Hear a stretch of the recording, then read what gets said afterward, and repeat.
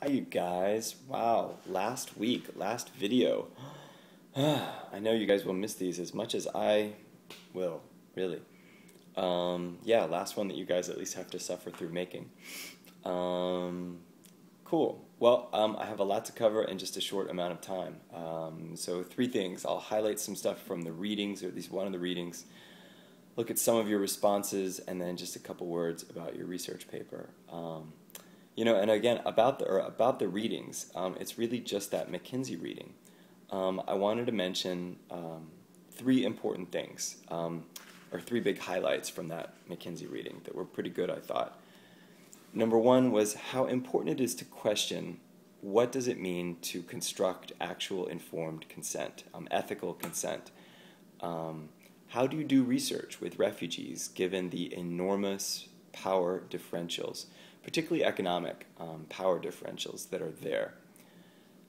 This was a huge issue for me working in a refugee camp, living and working in a refugee camp, because you're talking with people who are left with really little, without their belongings or considerably less than they did have, who are very desperately trying to put their lives back together and to sort of get back up to a level where they were before the madness started. And then you show up, sort of well fed, or if you're living there, maybe less well fed, but you're still able to access resources, or you can leave. So in my experience, I actually showed up at a Ghanaian refugee camp as a refugee. I mean, I had crossed the border with a bunch of Sierra Leoneans. All of us were running away from violence. And so people would say, "Wow, you too, you're a refugee, look at that, that's amazing." And then about a week later, people would say, "So why are you still here? Why don't you leave?" And I would have to say, "Well, yeah, I'm not here in the camp by choice, but I'm around in this area by choice."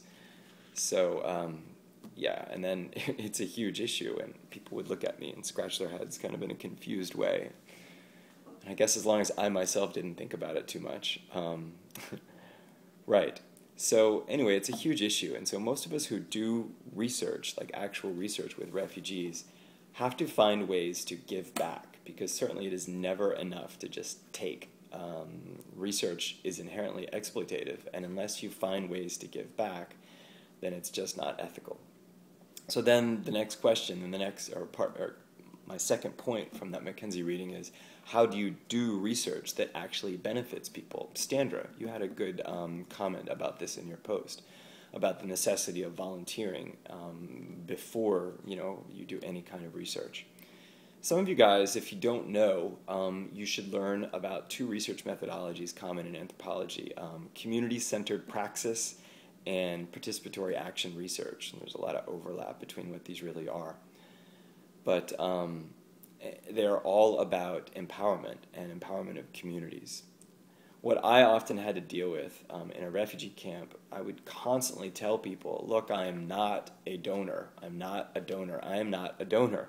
I don't have lots of resources." And, as evident by, I would arrive in the backseat of a broken down taxi, say I was going to visit a new refugee camp for me. I would arrive in the broken down backseat of a taxi, and other donors or real donors would arrive, in the front seat of a beautiful giant white Land Cruiser. So even still, whenever I went to a new place, people didn't realize that, and they would always, sort of corner me and say, "So who are you, and what are you doing? And help. We really need this, this, this, and this."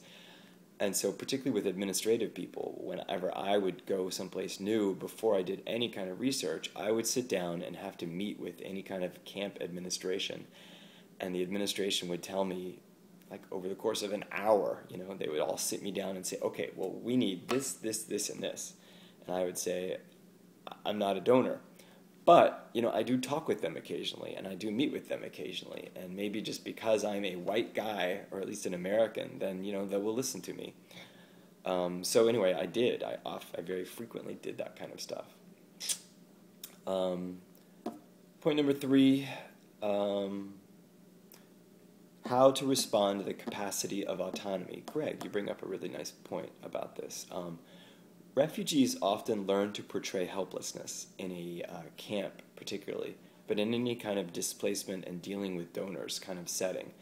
Yeah, they learn to lie and scheme a little bit, but remember, that's how they get stuff. It's not that they're inherently bad people, they're good people in just an impossibly difficult situation. So a refugee's typical perspective on aid workers is these are people to be exploited. And I need to exploit them in order to help my family. So, unsurprisingly, this can be a huge problem, and lots of arguments and difficulties around aid spring up around this point because it interferes with the perspective that aid workers have about themselves, which is that they are altruistic humanitarians or selfless helpers, whereas, again, to refugees, aid workers, particularly humanitarian aid workers, are people to be exploited. And these are the people that I need to exploit to put my life back together. For me, it all came up around numbers and manipulating the numbers of people. So aid workers would say, okay, look, all the refugees need to submit a census about themselves. And so everybody often says, well, look, I've got 10 kids, where the reality is they have 2 kids. But it's very smart for a refugee to do that, because the more kids you say you have, then the more supplies you get. You get blankets, pots, pans, food, and then you can sell that stuff to buy the things that you really truly do need. I have an article about this called The Violence of Numbers, I think. All right, let's see. Okay, so some of your responses. I don't know if you guys noticed this, but y'all's responses have actually gotten a lot better. I actually went back and looked at the first couple weeks of responses, and you guys are smarter. Woohoo! Or you've gotten better at your responses. Let's see. Jill and Kirby.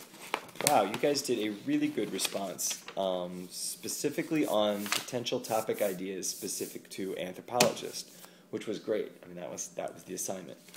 So, yeah, some of the things that you guys both mentioned. Evaluating the orientation procedures, helping immigrants navigate maze of bureaucracy, and that's true, Jill, in France or in the U.S. There's plenty of bureaucracy here, particularly around healthcare. Navigating everyday life, evaluating, designing tutoring programs for kids and their mothers, assessing people, this was my favorite, assessing people in communities for what they might need during the day. Particularly, as an example, was how pre-existing networks of migrants can be strengthened and empowered. So looking at the experiences of people and the needs of people, and then finding ways that they can be empowered. So those were fantastic. Just some others. I have about a minute and a half. Carolyn, I'm glad you did Refugee Services of Texas. My friend Lance used to be their chairman of their board.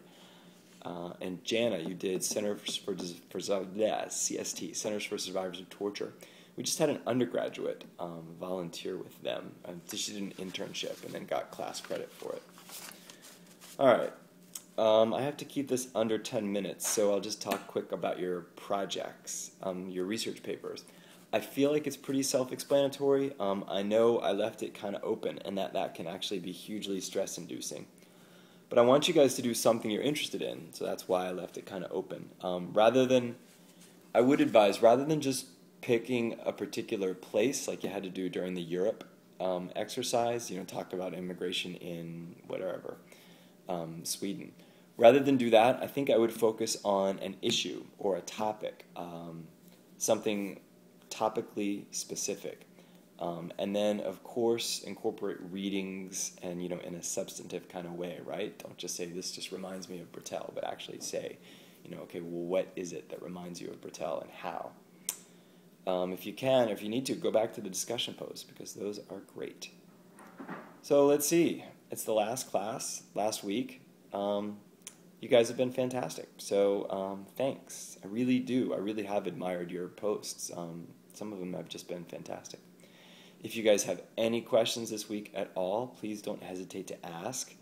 I guess that's it. I hope you guys will evaluate the course. So please go back and do that. All right? Take care, you guys. Talk to you later. Bye.